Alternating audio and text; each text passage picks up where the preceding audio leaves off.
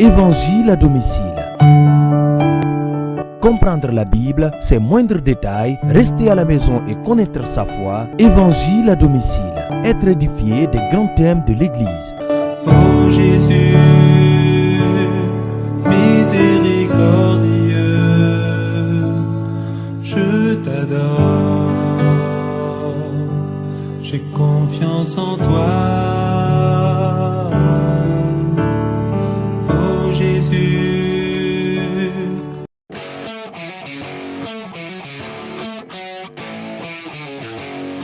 Mesdames et messieurs, amis téléspectateurs, bien chers frères chrétiens à travers le monde, bonjour. Vous êtes dans votre émission Évangile à domicile.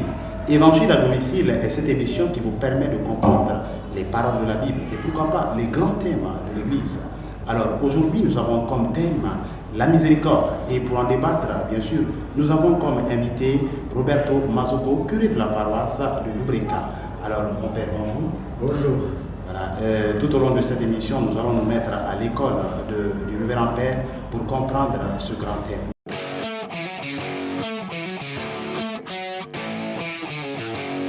Père, bonjour. Bonjour. La toute première question, nous sommes dans l'année sainte de la miséricorde. Alors c'est quoi l'année sainte de la miséricorde? L'année sainte de la miséricorde, c'est un temps que l'Église offre à tous les catholiques, mais plus largement à tous les hommes de bonne volonté, pour leur dire que Dieu est miséricordieux et qu'il faut le connaître dans sa miséricorde, parce que cette miséricorde nous est nécessaire à cause de nos péchés, à cause de nos fautes, et surtout pour connaître le Seigneur. Donc c'est une année de grâce qui a été offerte par l'Église au monde entier, pour que nous puissions regarder le Christ et Dieu, notre Père, sous cet aspect de tendresse, d'amour qu'il a envers sa création.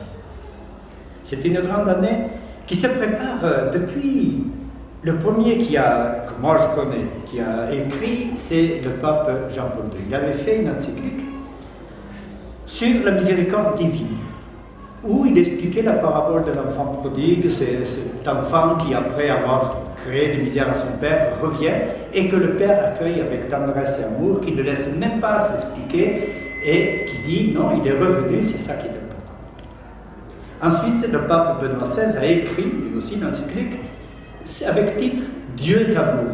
Donc, ça reprend le même thème de la miséricorde. Et enfin, le pape François décrète qu'il faut une année de la miséricorde.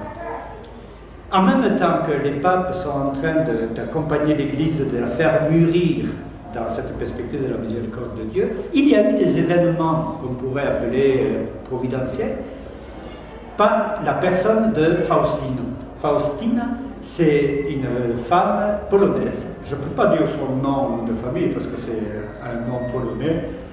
Pour moi, je ne le connais pas suffisamment pour le prononcer. Mais elle a fait une expérience mystique très forte qu'elle a livrée à l'Église, bien sûr, où justement apparaît le visage de ce Christ que vous connaissez maintenant avec les deux couleurs rouge et blanche, qui manifeste la miséricorde de Dieu. Ça vient de son cœur, du cœur du crucifié, pour dire, voilà, il y a là tout mon sacrifice et il y a là tout l'amour de Dieu pour les hommes. C'est pour vous les pécheurs que Dieu est miséricordieux, c'est pour le péché que vous pouvez commettre vous et le monde entier, pour lequel on réclame, on demande, on espère que Dieu se penche avec miséricorde et tendresse. Sinon, Dieu, il ne pourrait que nous détruire. Voilà donc le sens de l'année. On demande donc à tous les chrétiens de poser des actes, parce que ce n'est pas une réflexion théologique, poser des actes de miséricorde qui fait que vos frères profiteront de votre bonté et reconnaîtront Dieu dans votre bonté, mais posez des actes de miséricorde parce que vous avez besoin de la miséricorde de Dieu. Et ce sont nos actes de miséricorde qui nous donnent accès à la miséricorde du Père. Il nous a dit cela, soyez miséricordieux comme moi je suis miséricordieux. Pas la peine d'aller ergoter, c'est tellement simple. Le mot qui revient souvent dans le propos, c'est la miséricorde. C'est justement le thème de notre émission. Alors, je vais vous poser la question, c'est quoi la miséricorde? Alors, je vais vous répondre par des paroles de Saint Paul, qui est hautement plus autorisé que le curé de Dubreca, et qui dit ceci. Dans la lettre aux Éphésiens, au chapitre 2, verset 4, « Dieu est riche en miséricorde à cause du grand amour dont il nous a aimés, alors que nous étions morts à cause de nos fautes, il nous a donné la vie avec le Christ. C'est par grâce que nous sommes sauvés. Avec lui, il nous a ressuscités et fait asseoir dans les cieux en Jésus-Christ. Ainsi, par sa bonté pour nous en Jésus-Christ, il a voulu montrer dans les siècles à venir l'incomparable richesse de sa grâce. Voilà. La miséricorde, c'est ça. Maintenant, si on devait la définir à la manière d'un dictionnaire, alors je vais te dire, la miséricorde, c'est un sentiment de compassion qui habite Dieu et qui nous montre que son amour pour nous est toujours plus grand que les souffrances qu'on lui impose. Si on pouvait donner une comparaison dans le monde humain, je dirais, ça ressemble à une maman qui dit à son mari, ne frappe pas l'enfant parce qu'il est trop petit, il ne savait pas, et on ne lui avait pas dit, on ne l'a pas averti, il n'avait pas compris. C'est-à-dire, elle cherche elle-même des excuses pour arrêter la colère, la sienne ou celle de son mari. Une colère qui serait bien justifiée, mais pour laquelle il y a encore une raison pour dire stop, arrête. Si tu veux des exemples, c'est quand Abraham prie Dieu d'avoir miséricorde de Sodome et Gomorrhe.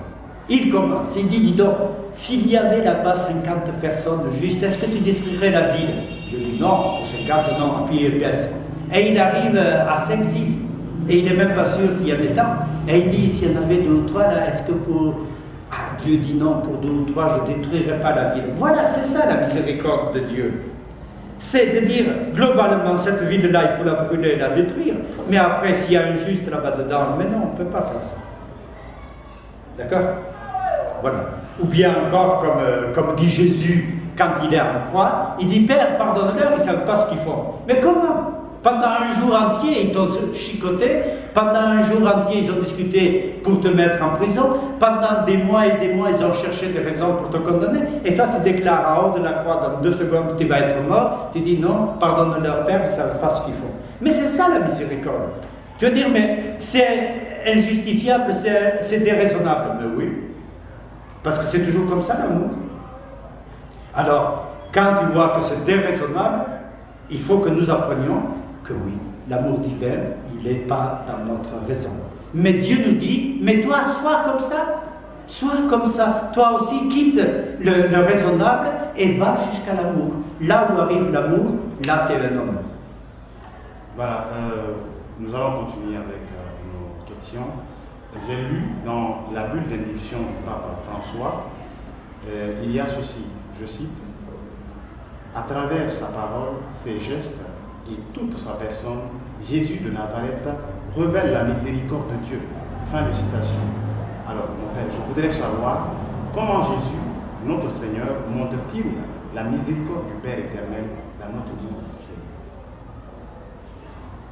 Dans le monde actuel ou dans l'Évangile? Dans le monde actuel. Alors, pour l'Évangile, c'est très simple, c'est écrit, donc on peut le retrouver. Il y a ce que les apôtres ont dit, mais il y a par exemple dans les béatitudes. La 4e béatitude, c'est heureux les miséricordieux, ils obtiendront miséricorde. Ensuite, lorsqu'il enseigne le Notre Père, il dit, et vous soyez miséricordieux comme votre Père est miséricordieux. Et dans l'évangile de Saint Matthieu, à la fin, quand il donne la structure du jugement de l'homme, Il dit, voilà, moi j'avais soif, toi t'étais où? Moi j'avais faim, toi t'étais où? Moi j'étais nu, toi t'étais où? C'est ça qui détermine que tu vas faire partie des bénis de mon Père, ou bien tu es maudit, parce que finalement, quand moi j'avais besoin, quand ton frère avait besoin, quand le pauvre auprès de toi réclamait, toi tu as fait le sourd. Voilà, c'est comme ça que l'on voit dans Jésus. Ensuite, on le voit dans les actes. Tout à l'heure, je parlais de la croix, comment il dit pardonne-leur. Mais rappelle-toi, la femme adultère qu'on lui présente pour qu'elle soit lapidée, parce que c'est la loi qui le dit. Et Jésus il dit, bon, s'il y a un ici qui est digne d'appliquer la loi parce qu'il est juste, eh bien qu'il le fasse, qu'il commence à donner le premier caillou. Et ils sont tous partis, parce que justement, à l'évidence, il n'y a pas un homme juste pour faire appliquer une loi d'une telle justice. Il faut que ça soit Dieu. Or, Dieu a toujours en réserve ce ressort miséricordieux que je te parlais tout à l'heure, qui lui fait dire, bon, peut-être qu'on va lui donner une chance. On dirait comme ça, hein, Dieu ne parle pas comme ça, mais peut-être on va lui donner encore une chance. Voilà. C'est ça qui manifeste. Mais comment aujourd'hui? Alors, aujourd'hui, le Christ, il a confié à l'Église des actes de miséricorde. Les sacrements, par exemple. Le sacrement du pardon et le sacrement de l'onction des malades. Ce sont des actes de miséricorde. C'est-à-dire, on ne calcule plus à regarder, ah, qu'est-ce qu'il a fait, qu'est-ce qu'il n'a pas fait, est-ce qu'on peut lui montrer la charité et la bonté de Dieu? Non, on fait.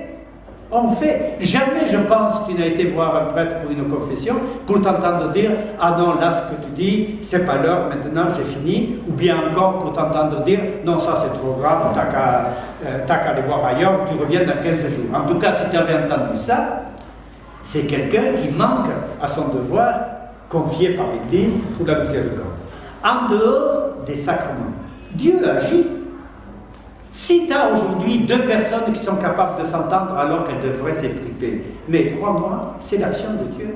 Si des hommes arrivent à se réconcilier, crois-moi, c'est l'action de Dieu. Nous, on ne considère pas ça parce qu'on écoute les informations et on dit, voilà, on est arrivé avec la diplomatie, avec les armes, avec ceci, avec cela, on est arrivé. Quand le pape François est arrivé dans son exercice, il dit, voilà, en Israël et en Syrie, on n'arrive pas à trouver la paix. On a essayé avec la diplomatie, ça n'a pas marché. On a essayé avec la force, ça n'a pas marché. On a essayé avec des alliances, ça n'a pas marché. Et si on s'arrêtait, qu'on se mette à prier? Cette Église qui parle comme ça, c'est toujours le même Christ qui continue à inviter le monde à la miséricorde. D'accord? Je ne calcule pas tous les cœurs que lui a préparés pour manifester la miséricorde de Dieu aux hommes. Pense à Sainte Mère Teresa, par exemple. Tu crois qu'elle sort d'où, cette femme-là? Si elle ne sort pas de Dieu, moi je ne sais pas ses origines, parce que pour arriver à faire avec rien, de quoi manifester l'amour à des hommes et à des femmes qui sentent mauvais, qui vont crever dans peu de temps, ça, il faut que ça vienne de Dieu. Si ça vient de Dieu, ce n'est pas elle qui a été le chercher, c'est Dieu qui lui a donné. Je ne te donne qu'un exemple comme ça, mais ça serait à multiplier par 100 et 1000 et tout au long de l'histoire de l'humanité. Même avant Jésus, je t'ai parlé d'Abraham, mais on pourrait parler de beaucoup d'autres choses, hein, où l'on voit que Dieu arrête sa colère parce qu'il se dit finalement, ma créature, c'est ma créature, c'est l'expression de mon amour, c'est mon nom. Alors si je peux encore avec quelque chose la relever, je la relève. Pourquoi Jésus dit n'éteignez pas la flamme, la mèche qui fume encore? C'est ça. Il n'y a pas de flamme, mais elle fume encore. Ben, tant qu'il y a de la fumée, il y a peut-être du feu. C'est comme ça la miséricorde de Dieu et c'est comme ça que Jésus-Christ continue à la manifester aujourd'hui. Il suscite des hommes et des femmes de miséricorde. Est-ce que toi, tu veux être de cela? Est-ce que moi, je veux être de cela? C'est la question que l'Église nous pose dans cette année. Voilà, mesdames, messieurs, vous êtes dans votre émission Évangile à domicile et comme invité, nous avons le révérend père Roberto Mazzocco, curé de la paroisse de Boubreka. Alors mon père, nous allons continuer et sachez-le, avant de continuer, que cette émission a deux rubriques. La première rubrique, nous allons finir avec nos questions. Et la seconde, nous allons donner la parole au public. Alors, la quatrième, ma question, je voudrais savoir, mon père, est-ce que l'on peut catégoriser les œuvres de la miséricorde? Oui, on peut, puisque ça a été fait. L'Église nous l'a enseigné depuis longtemps, puisque moi qui suis déjà un vieux, je l'avais déjà appris. Donc, c'est un enseignement depuis que l'Église fait sur la miséricorde. Elle a signifié deux catégories de gestes de miséricorde. Ce sont des actes de miséricorde. Donc elle dit, il y a des actes corporels, c'est-à-dire ce que l'on fait. Tu me donnes à manger, c'est un acte corporel. Tu viens me visiter, c'est un acte corporel. D'accord? Et puis, il y a ce qu'elle appelle les œuvres de miséricorde spirituelle. C'est-à-dire, tu t'es rendu compte que je me trompais et tu essayes de me corriger. Ça, c'est une aide spirituelle que tu me mènes. Tu sais que quelqu'un t'a fait du mal, mais toi, tu veux lui pardonner les offenses. C'est un acte de miséricorde spirituelle. Alors, je vais vous les donner. Il y en a 7 dans chaque catégorie. D'accord? Les 7 qui concernent les œuvres de miséricorde corporelle sont donner à manger à ceux qui ont faim, donner à boire à ceux qui ont soif, vêtir ceux qui sont nus, loger les pèlerins, visiter les malades, visiter les prisonniers, ensevelir les morts. Vous voyez qu'il n'y a pas de quoi faire une révolution. Il y a de quoi révolutionner notre comportement et les résistances qui naissent en nous. Voilà des œuvres corporelles. Il y a les 7 œuvres de miséricorde spirituelle. Et on nous dit, conseiller ceux qui doutent, enseigner ceux qui sont ignorants, réprimander les pécheurs, corriger les pécheurs, consoler les affligés, pardonner les offenses, supporter les personnes qui dérangent, prier Dieu pour les vivants et pour les morts. Voilà les 7 œuvres de miséricorde spirituelle. Et c'est comme cela que l'Église les a mises en catégorie de miséricorde, œuvre de miséricorde corporelle, œuvre de miséricorde spirituelle.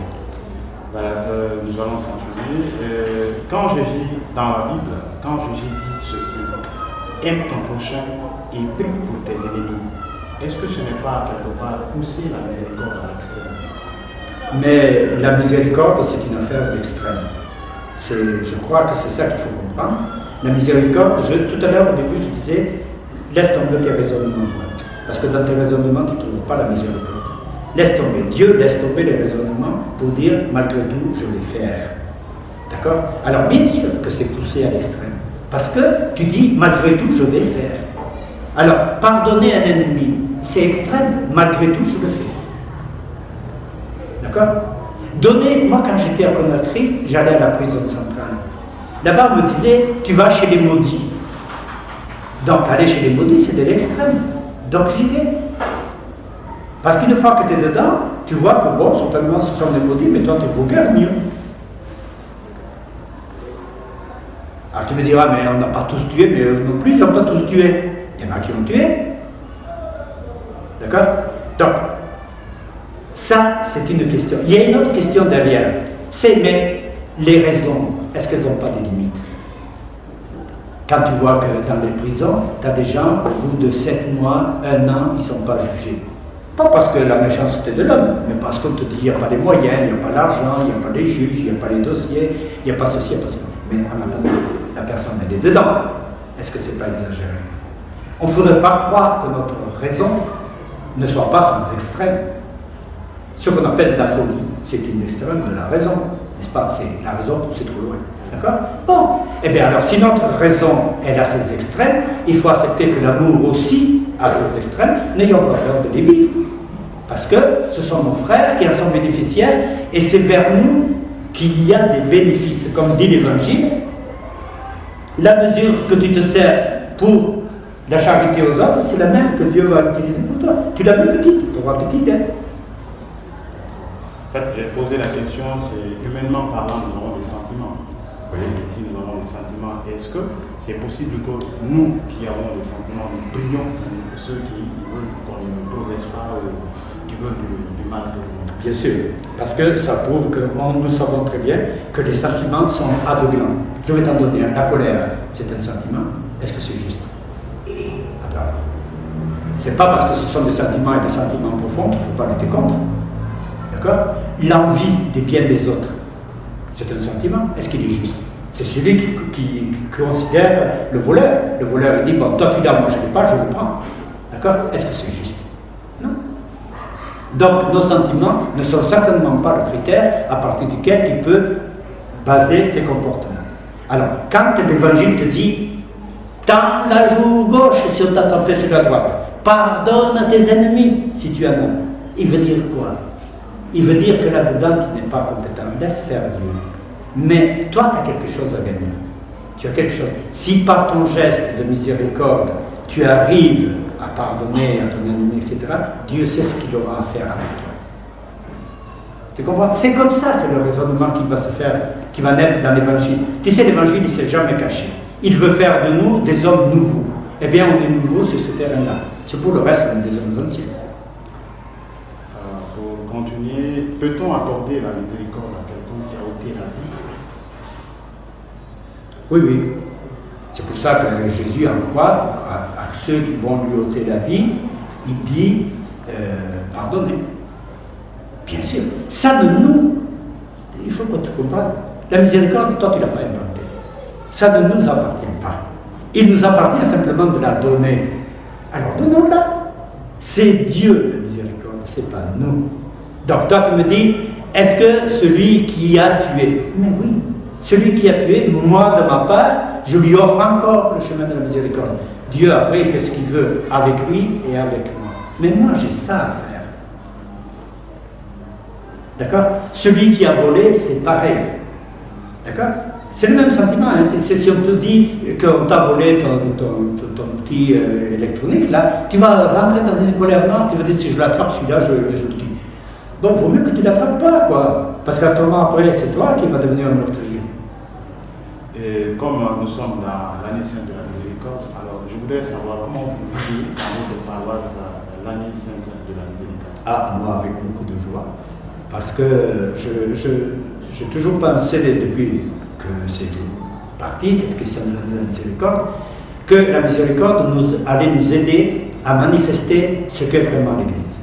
Souvent, on rabaisse l'Église parce qu'on la regarde par sa structure, par sa liturgie, par son culte, par ses comportements, par les chrétiens, par les prêtres, et chaque fois, on trouve des défauts, on trouve des défauts, on trouve des défauts.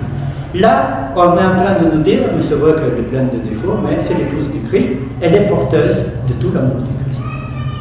Et donc, qu'on nous amène à vivre une année de miséricorde, pour moi, je suis très heureux parce que ça manifeste, ça me donne l'occasion d'aider des gens et pour moi-même de comprendre la profondeur de l'amour de Dieu dans le cœur de l'Église et comment finalement ces responsables demandent à l'Église maintenant de le vivre. Pour elle et pour les autres. Donc, vous vivez pleinement la miséricorde dans votre paroisse. Oh. Vous la partagez avec vos paroissiens. En tout cas, j'essaye de partager avec eux ce sentiment profond de joie qui m'anime. Après, c'est pas moi qui commande le cœur des paroissiens, mais j'essaye de partager cela. J'essaye de dire combien il est important de considérer ce trait de la vie de l'Église qui nous vient de Dieu. Ce n'est pas le seul. Hein. Dieu il est aussi puissant, Dieu il est aussi tout un tas d'autres attributs. Hein. Mais parmi ces attributs, il y a celui de la miséricorde qui nous a été confié, qui a été confié à l'Église. Hein. Plutôt que de manquer de miséricorde, vaut mieux abonder dans l'excès de la miséricorde. Parce que tout à l'heure, nous rendons compte à Dieu, le Tout-Puissant en miséricorde. Est-ce que, justement, parlant de cette question de miséricorde, est-ce que vous avez le sentiment que vos paroissiens comprennent c'est quoi la miséricorde? Est-ce qu'ils arrivent à vivre cette pitié? Moi, je suis prêtre et j'ai toujours pensé qu'il y a deux intelligences. Il y a celle de celui qui comprend, qui explique, qui raisonne, et il y a celle qu'il y a dans notre cœur. Si Dieu est miséricordieux, tout le monde sait ce qu'est la miséricorde. Tout le monde sait. Que je lui parle sous français ou espagnol, tout le monde sait ce qu'est la miséricorde, il a dans le cœur. Moi, ce que je fais, c'est simplement dire « Ah, réveille-la, ne la laisse pas endormir ». C'est le point le plus important. C'est une espèce d'insistance pour dire à l'homme, au fond de ton cœur, tu as ça, ne le méprise pas. Mais, quant à savoir, est-ce que les gens vont me comprendre, est-ce que les paroissiens vont me comprendre, il y a longtemps qu'ils ont compris Dieu. Il y a longtemps qu'ils savent ça. Ils ne peuvent que se réjouir s'ils comprennent que je les soutiens dans cette marche-là. Mais il ne s'agit pas ici d'une intelligence scientifique, pratique, etc. C'est une intelligence du cœur. Dieu lui-même dit ça. Y a-t-il une femme qui oublierait l'enfant de sa jeunesse? Et il ajoute, même s'il y en avait une, moi je ne t'oublierai pas. Ben voilà, mais ça c'est un langage, tout le monde le comprend. Moi aussi. Voilà, nous avons épuisé le questionnaire. Nous allons donner la latitude au public de poser des questions de compréhension au curé de la paroisse de Lubreca, Roberto Mazzuco. Mon père, dans la vie courante, on dit souvent cette phrase. J'ai pardonné, mais je n'ai pas oublié. Est-ce que c'est là la miséricorde? J'ai déjà entendu cette objection à la miséricorde. J'ai pardonné, je n'ai pas oublié. Moi, je me demande, le Christ qui a pardonné encore, il ne peut pas oublier. S'il regarde ses mains, s'il regarde ses pieds, s'il se gratte sur son côté, il va encore trouver des cicatrices. Comment veux-tu qu'il oublie? Mais quelle importance ça? C'est qui a décidé que parce qu'on pardonne, il faut avoir une amnésie, qu'on doit oublier? Mais c'est quoi ça? Pardonne, occupe-toi de pardonner. Après, moi c'est vrai que quand je suis dans le sacrement de confession et que je pardonne au nom de Dieu le péché de quelqu'un, moi après j'oublie parce que ça ne m'intéresse pas. D'accord? Mais comment veux-tu? Moi ici on m'a volé 2 ou 3 ordinateurs déjà depuis que je suis en Guinée, en 12 ans. J'oublie pas. Est-ce que ça veut dire que je n'ai pas pardonné? Mais moi, je ne vais pas vivre là-dessus, dis donc. Les ordinateurs, ça m'a servi, ça va me servir encore, mais ce n'est pas mon coup de mort. Et ce n'est pas non plus la gloire du ciel. Tu comprends? Donc, ça m'est égal après. Ces distinctions-là, ce sont des distinctions de raisonnement. Ne vous laissez pas piéger par ça. Ne vous laissez pas piéger par ça. Quelqu'un qui a pardonné, il a pardonné. C'est-à-dire, pardon, ça veut dire ça. Ça veut dire, je ne profite pas de ta faute pour une revanche. Ça, c'est le pardon. La mémoire, c'est, ben oui, tu m'as fait mal, je continue à avoir mal, ouais, bon, et alors. Mais ça ne m'empêche pas de vivre. D'accord? Ça ne devient pas un motif de mes comportements. C'est ça. Alors, si c'est ça, oublier, d'accord? Hein, si oublier, c'est ne plus se souvenir, moi, alors là, c'est une distinction dans laquelle je ne rentre pas, je ne connais rien du tout, je te dis, ça ne m'empêchera pas de pardonner. Tant pis si je continue à m'en souvenir, mais je me souviendrai de ton péché ou de ta faute, et je me souviendrai de la force que Dieu m'a donnée pour te pardonner. Il faut que je me souvienne de Dieu. Mon Père, est-ce qu'avec de l'argent, on peut accomplir une œuvre de miséricorde? Par chance, on peut accomplir des œuvres de miséricorde avec tout, y compris avec de l'argent. Le Seigneur dit ceci dans l'Évangile. Il fait une parabole et dans laquelle il dit ceci. Et moi je vous dis, c'est Jésus qui dit ça, et moi je vous dis, avec l'argent malhonnête, faites-vous des amis qui vous ouvriront les portes de l'éternité. Quelque chose après, ce sont ces termes-là, c'est dans Matthieu. Donc, moi je sais que l'argent est malhonnête. L'argent n'a pas d'honnêteté, l'argent n'a pas de justice, l'argent, il est même trompeur. C'est comme ça aussi qu'on parle de l'Évangile. L'argent est trompeur. Mais si j'ai de l'argent et qu'avec ça, je puisse le donner à quelqu'un pour lui faire du bien et que ce bien-là lui permette de dire au Seigneur, écoute, il ne vaut rien ce mec, mais un jour il m'a fait du bien, de telle façon que le Seigneur puisse aussi avoir pitié de moi, je le ferai. D'accord? Maintenant, si je me dis, j'ai l'argent, j'achète la miséricorde, j'achète le pardon, j'achète, ça veut simplement dire que l'agent trompeur est en train de te tromper, c'est tout. Et ça, c'est autre chose. Mais toi, ta question, c'était, est-ce que je peux, avec de l'argent, faire de la miséricorde? Oui. Puisque les actes de miséricorde disent, j'avais faim, tu m'as donné à manger. Ici, le manger, tout le monde l'achète.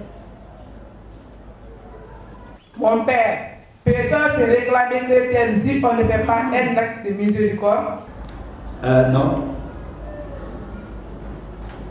Et pourquoi? Et parce qu'être chrétien, c'est être miséricordieux. Non. Un homme, c'est toute l'existence de l'Église de cette année, hein. Un homme qui prétend, ou une femme, qui prétend être chrétien, mais qui se refuse aux actes de miséricorde, pas forcément ceux qui sont dedans, ça ce sont des chapitres.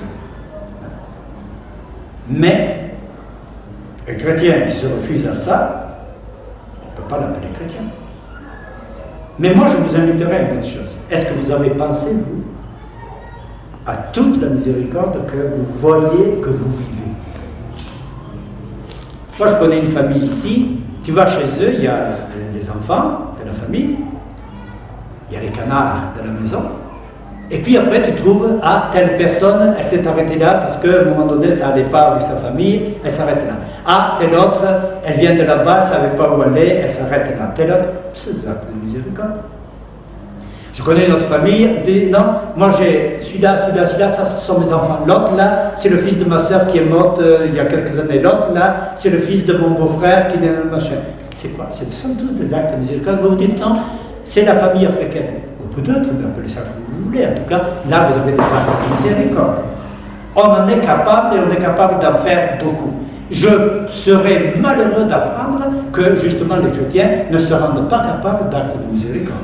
Ça sera vraiment malheureux et triste, parce que le chrétien, ça devrait être ce que dit Jésus. Sois heureux le miséricordieux, il obtiendra miséricorde. Tu en as besoin, fais-la. Mon père, étant un chrétien fidèle, en rendant visite aux malades, aux opprimés, combien de fois dans l'année nous devons le faire? À t'entendre, on dirait l'apôtre Pierre qui dit à Jésus, Seigneur, alors combien de fois il faut pardonner par jour? Jusqu'à 7 fois? Et Jésus dit, non, je ne te dis pas 7 fois, je te dis 77 fois 7 fois, c'est-à-dire jusqu'à l'infini. Je ne vais pas te faire les exégèses de ce texte-là, parce que ça serait hors propos, mais je veux dire, tant que tu peux, fais-en. Tu ne sais pas combien de temps tu as à disposition pour être miséricordieux. Tu ne le sais pas. Donc tant que tu peux, fais-le. Pense aux 2 jeunes qui se sont tués l'autre jour en accident de moto. Moi j'espère qu'en mourant, ils aient pu présenter à Dieu, je crois qu'un est musulman et que l'autre est chrétien, qu'ils aient pu présenter à Dieu les actes de miséricorde. Mais ceux-là, s'ils ont remis la miséricorde le lendemain, ils ne pouvaient déjà plus rien faire. Tu comprends, non? Donc ça ne se calcule pas comme ça. Ça ne se calcule pas comme ça. Ce sont des gestes d'amour. Les gestes d'amour ne se calculent pas. Combien de fois tu peux dire à ta fiancée, je t'aime? Ça ne se calcule pas. Quand tu calcules, ça veut dire que tu es un pauvre type. D'accord? Parce que ça ne te coûte rien de le lui dire, c'est pour autant que ça lui fasse plaisir. Hein? Bon. Alors, Dieu ne dit pas simplement je t'aime. Dieu, il veut te manifester l'amour, il te demande de le manifester. Parce que on sait que tu es chrétien, on sait que si tu fais ces gestes-là, tu les fais à cause de Dieu. Et donc on rend gloire à Dieu, on connaît le nom de Dieu. Le reste, t'en occupe pas. Voilà, mon père, nous sommes au terme de cette émission, mais avant, quel est votre dernier mot au public qui nous suit? Soyez miséricordieux comme votre Père est miséricordieux. Je crois que c'est le mot qu'il faut donner, et puis même le souhait qu'il faut faire à tout le monde. Ça nous ouvre les portes du ciel et ça nous ouvre les portes de notre cœur. On n'imagine pas combien de choses sont là pour renfermer notre cœur. La richesse, c'est vrai, mais beaucoup d'autres choses qui endurcissent les cœurs. Donc à tous, bonne année de miséricorde et soyez miséricordieux. Voilà, soyez miséricordieux, c'est le terme du révérend Père. Merci et merci à vous aussi qui nous avez suivis tout au long de cette émission. Et au revoir à un prochain numéro si Dieu le veut bien. Évangile à domicile. Comprendre la Bible, ses moindres détails, rester à la maison et connaître sa foi. Évangile à domicile. Être édifié des grands thèmes de l'Église. Oh Jésus, miséricordieux,